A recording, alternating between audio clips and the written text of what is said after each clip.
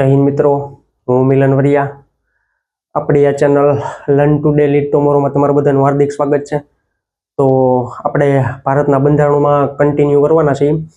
તો અગાઉ આપણે ભારતના બંધારણનું પહેલું ચેપ્ટર ભારતના બંધારણની ઇતિહાસ શું છે, તો એમાં આપણે અગાઉ જોયું હતું કે જે બ્રિટિશ તાજનું શાસન અને ઈસ્ટ ઇન્ડિયા કંપનીનો જે સમયગાળો હતો એ બે વસ્તુની આપણે વાત કરી હતી.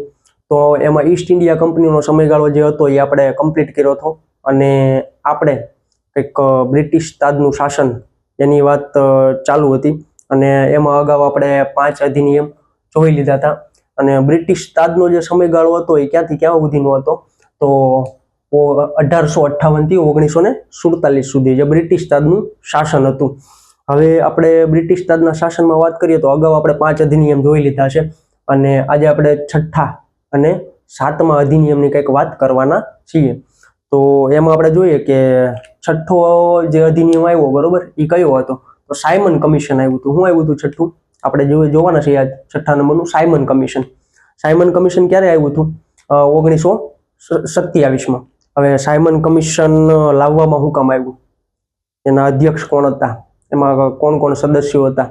તો એમાં આપણે જોઈએ ને તો સાયમન કમિશન છે ને એ એટલા માટે લાવવામાં આવ્યું હતું કે 1919માં જે અધિનિયમ હતો એને તપાસવા અને એની ચકાસણી કરવા માટે આ સાયમન કમિશન 1927માં એની રચના કરવામાં આવે છે. પછી આપણે જોઈએ કે 3 ફેબ્રુઆરી 1928ના રોજ સર જોન સાયમનની અધ્યક્ષતામાં 7 સદસ્યોનું એક કમિશન આવે છે. એમાં એક પણ ભારતીય ન હોવાથી ભારતમાં ભારે વિરોધ થાય છે. હવે 3 ફેબ્રુઆરી 1928માં સર જોન સાયમન કમિશનની અધ્યક્ષતામાં 7 સદસ્યોનું એક ગ્રુપ આવે છે, એક કમિશન બનાવીને આવે છે અને જે સાયમન કમિશનના નામથી ઓળખાય છે. અને એમાં કોઈ પણ ભારતીય હોતા નથી, એટલે ભારતીય ન હોય આ સાયમન કમિશન. એટલે ભારતમાં શું થાય છે, વિરોધ થાય છે એ વસ્તુનો કે સાયમન કમિશન તમે રચના કરી પણ એમાં ભારતીય તો કોઈ છે નહીં, એવો વિરોધ થાય છે. પછી આપણે જોઈએ તો સાયમન કમિશને 1930માં પોતાનો રિપોર્ટ રજૂ કર્યો. સાયમન કમિશને જે સાયમન કમિશન બનાવ્યું હતું એને એક રિપોર્ટ બનાવ્યો અને એ રિપોર્ટ 1930માં રજૂ કર્યો. આ ભલામણો ઉપર વિચાર કરવા માટે 3 ગોળમેજી પરિષદ થાય છે. હવે જે આ રિપોર્ટ રજૂ કર્યો એના માટે 3 ગોળમેજી પરિષદ થાય છે. ગોળમેજી પરિષદ એટલે બીજું કંઈ નથી, આપણે રાઉન્ડ ટેબલ કોન્ફરન્સનું આયોજન થાય છે. પછી આપણે જોઈએ કે આગળ 7મા નંબરનો અધિનિયમ અથવા તો જે રિપોર્ટ, આ મોસ્ટ આઈએમપી વસ્તુ છે, નહેરુ રિપોર્ટ. નહેરુ રિપોર્ટ અહીંથી જ આપણે કંઈક બંધારણનો પાયો છે એ બંધાય છે. તો નહેરુ રિપોર્ટ છે અહીંથી આપણને ધીમે ધીમે આઈડિયા આવશે કે બંધારણનો પાયો અહીંથી બંધાણો છે. આ નહેરુ રિપોર્ટ છે એ બહુ ઇમ્પોર્ટન્ટ વસ્તુ છે. અહીંથી કંઈક શરૂઆત થાય છે બંધારણની. નહેરુ રિપોર્ટ છે એ ક્યારે આવ્યો હતો? 1928માં. હવે આ નહેરુ રિપોર્ટ બનાવવાની જરૂર ક્યારે પડી, એ કઈ રીતે આવ્યો? તો જ્યારે 1928માં ભારતના સચિવ લોર્ડ બિન્કન હેડ, બરોબર, ભારતના લોકોને એવો પડકાર આપે કે ભારતમાં એવા બંધારણની સ્થાપના કરો, એવી રચના કરો કે તમારા જે ભારતમાં હરેક દળ અને પાર્ટીને મંજૂર હોય. હવે ત્યારે ભારતના સચિવ કોણ હતા? લોર્ડ બિન્કન હેડ હતા. એને કોને પડકાર આપ્યો? ભારતને પડકાર આપ્યો કે બંધારણ બનાવો એવું, તે તમને બધાને સ્વીકાર હોય. પછી આપણે જોઈએ તો નહેરુ દ્વારા આ પડકાર સ્વીકારાય છે. હવે જે પડકાર મેળવો નહેરુ દ્વારા એ રિપોર્ટ આપણે જે પડકાર છે એ સ્વીકારવામાં આવે છે. પછી જોઈએ તો કે પંડિત મોતીલાલ નહેરુની અધ્યક્ષતામાં સચિવ જવાહરલાલ નહેરુ અને પૂના ખાતે નહેરુ રિપોર્ટ બનાવવા માટે સમિતિ બેસાડાય છે. હવે આ પડકાર જિલ્લો એટલે મોતીલાલ નહેરુ છે એ અધ્યક્ષ હતા, સચિવ કોણ હતા? જવાહરલાલ નહેરુ. અને પૂના ખાતે એક સમિતિ બેસાડાય અને એ સમિતિમાં નહેરુ રિપોર્ટ બનાવવામાં આવ્યો. તો નહેરુ રિપોર્ટ છે એ બહુ ઇમ્પોર્ટન્ટ વસ્તુ છે. આમાંથી જ કંઈક બંધારણની શરૂઆત થાય છે.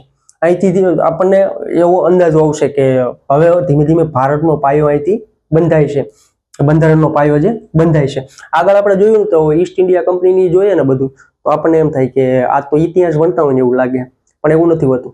શરૂઆતનો જે સમયગાળો હતો ત્યાંથી લઈને ભારતના બંધારણો જે નહેરુ રિપોર્ટ છે ને, અહીંથી હવે આપણું કંઈક બંધારણ આપણને ધીમે ધીમે બતાવે કે ભાઈ હવે બંધારણના ટોપિક ચાલુ થયા છે. તો નહેરુ રિપોર્ટ માટે સમિતિ બેસાડાય પૂનામાં. આ સમિતિમાં કોણ કોણ સદસ્યો હતા? તો કે અવી ઇમામ, સુભાષચંદ્ર બોઝ, મંગલસિંહ, સાહેબ કુરેશી, સર તેજ બહાદુર અને જીઆઈ પ્રધાન. આ બધા જે પૂના ખાતે સમિતિ બેસાડાય એમાં મોતીલાલ નહેરુ અધ્યક્ષ હતા, સચિવ હતા જવાહરલાલ નહેરુ અને આ બાકીના બીજા બધા સદસ્યો હતા, સભ્યો હતા. હવે નહેરુ રિપોર્ટ બનાવવાનો તો એમાં કઈ કઈ બાબત હતી? તો નહેરુ રિપોર્ટ બનાવ્યો ને એટલે એમાં નાગરિકોને 19 જેટલા મૂળભૂત અધિકારો આપવાનો ઉલ્લેખ કર્યો. અને અહીંથી કંઈક આપણા મૂળભૂત જે અધિકારો છે એનો આંકડો બતાવ્યો કે 19 જેટલા મૂળભૂત અધિકારો નહેરુ રિપોર્ટમાં ઉલ્લેખ કરવામાં આવ્યો. નહેરુ રિપોર્ટ જ્યારે બનાવાયો ત્યારે એનો ઉલ્લેખ કરવામાં આવ્યો. પછી નહેરુ રિપોર્ટમાં બીજી કઈ બાબત હતી? સાંપ્રદાયિક ચૂંટણીને બદલે સંયુક્ત ચૂંટણીના આધાર માટેની વાત કરે. હવે આપણે આગળ જોયું હતું તો સાંપ્રદાયિક ચૂંટણીની વાત થઈ હતી કે ધર્મના આધારે મતદાન, બરોબર. આ રિપોર્ટમાં એવો ઉલ્લેખ હતો કે આપણે સાંપ્રદાયિક જે પ્રતિનિધિત્વની ચૂંટણી હતી એ આપણે રદ કરી અને સંયુક્ત ચૂંટણીની વાત કરીએ જેમાં ધર્મને આધારે મતદાન નહીં થાય.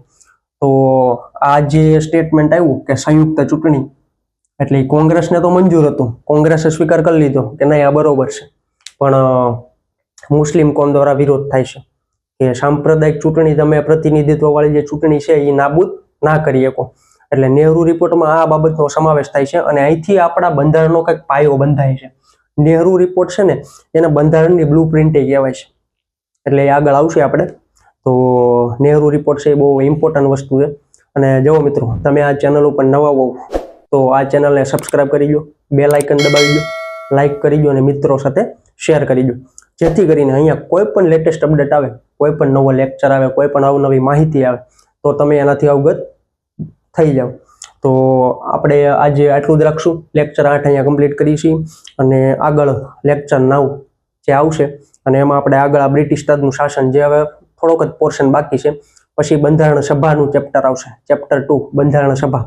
આપણે ત્યાંથી ક્યાંક બંધારણનો મૂળભૂત જે પાયો છે આ નહેરુ રિપોર્ટથી શરૂઆત થાય છે એ આપણે આગળ કન્ટિન્યુ કરશું. તો બધાએ ફૂલ જોશથી તૈયારી કરો, મહેનત કરો. બધાને બેસ્ટ ઓફ લક. જય હિન્દ, જય ભારત.